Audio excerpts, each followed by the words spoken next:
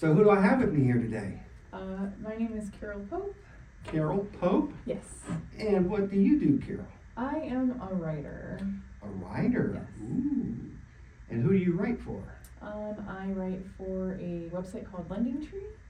LendingTree. Yep. And I also just wrote my first book called Credit 101. Credit 101. That is, and your first book? Yep. Your very first book. Published. Where are you originally from, if you don't mind me asking?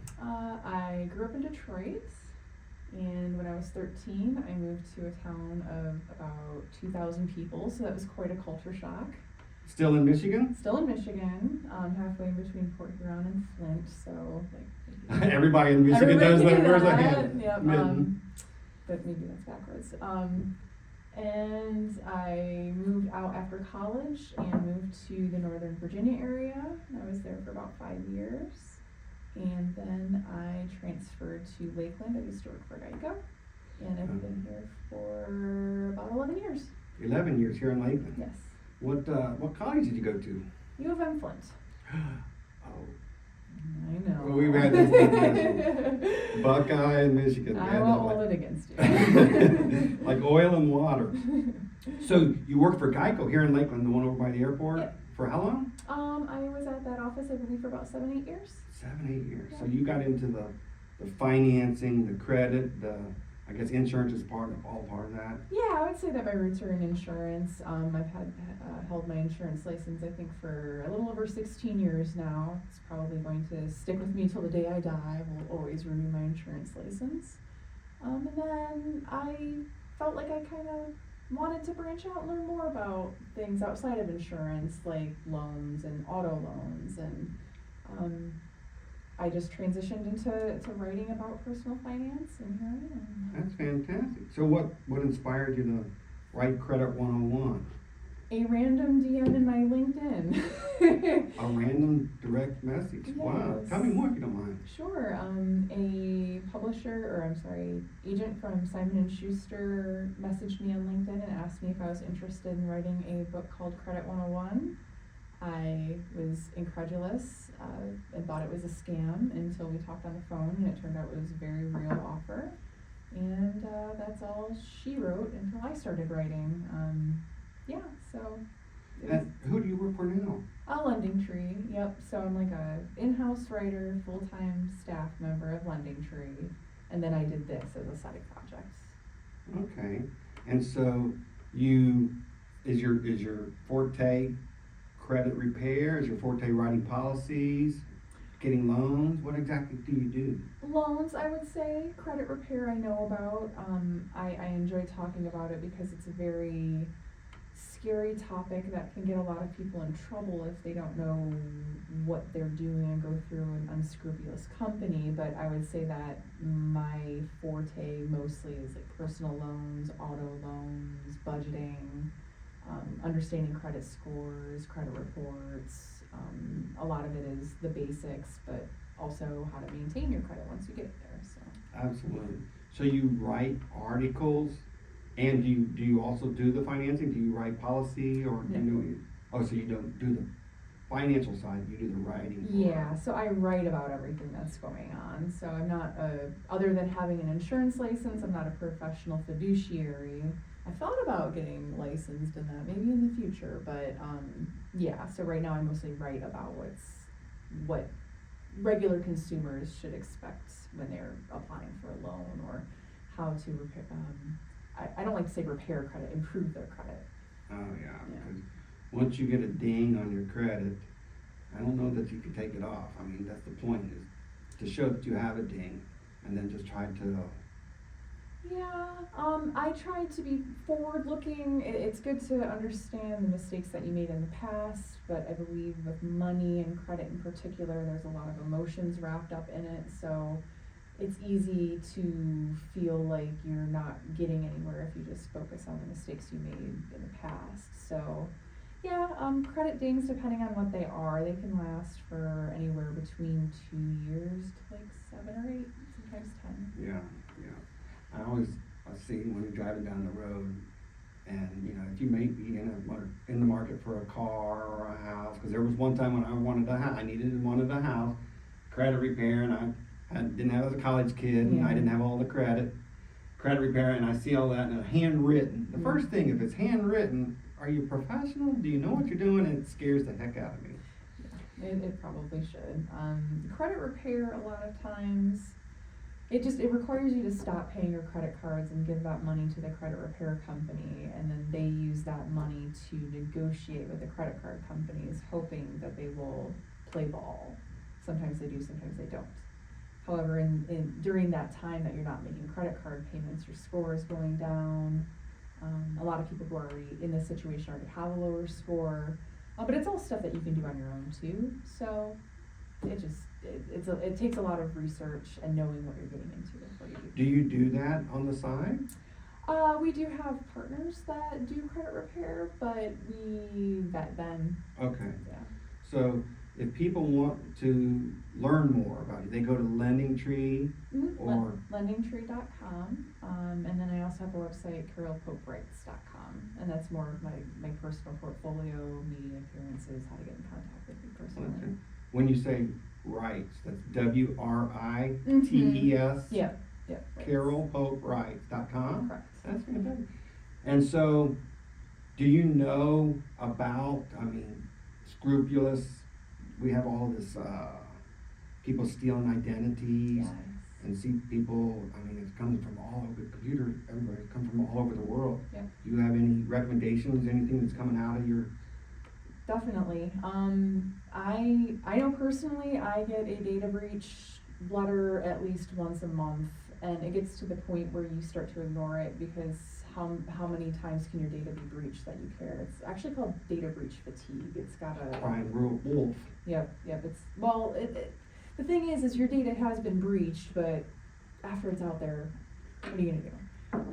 Other than lock everything down. But I suggest everybody keep all of their credit reports frozen at all times. Okay. Which you can do online. It's very easy to freeze and unfreeze. Just remember that if you're going to apply for a credit card or a loan, to unfreeze your credit because you will get automatically denied. And if you didn't remember you froze your credit, then you're going to panic and not understand why you were denied. So. Does that ding you if your thing is frozen? No. Okay, good. No. And so you do recommend freezing your credit. Does that allow people to you get denied, doesn't matter who attempted it, you get denied instantly, and that's what saves you?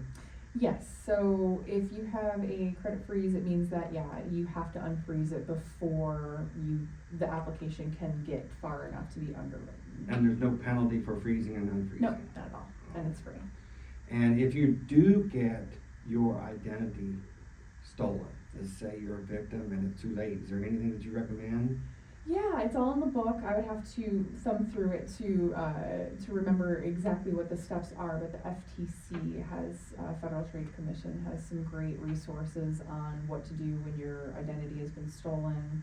There's a downloadable toolkit that you can have where it'll walk you step by step based on your personal experience, because they'll ask you questions about, where are you seeing the fraud and where do you think the fraud came from, and they'll walk you through on what you should do next. Filing a police report is a good thing to do, even though the fraudster is probably not going to get caught. At least you have it on record that this happened. Right, it's a starting place, yeah. Yeah.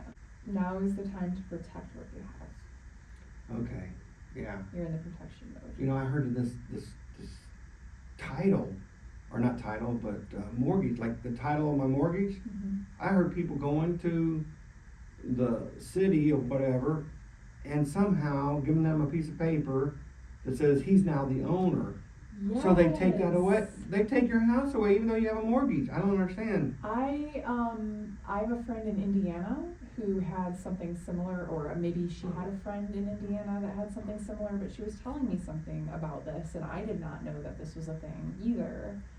And I believe that she told me that in her situation, she was able to put a note on her title or deed with the city saying, hey, I am the owner, contact me before any changes are made.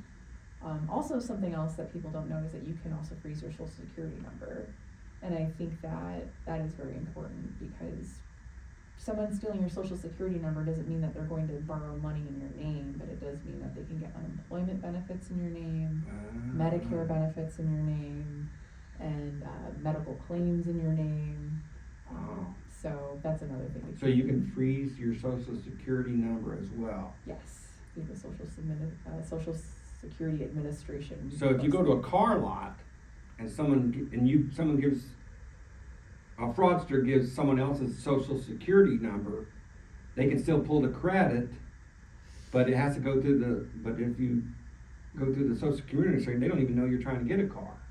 Yeah, so it's like two separate entities. So freezing your social security number will help stop your social security number being used to file taxes or get unemployment benefits, Medicare.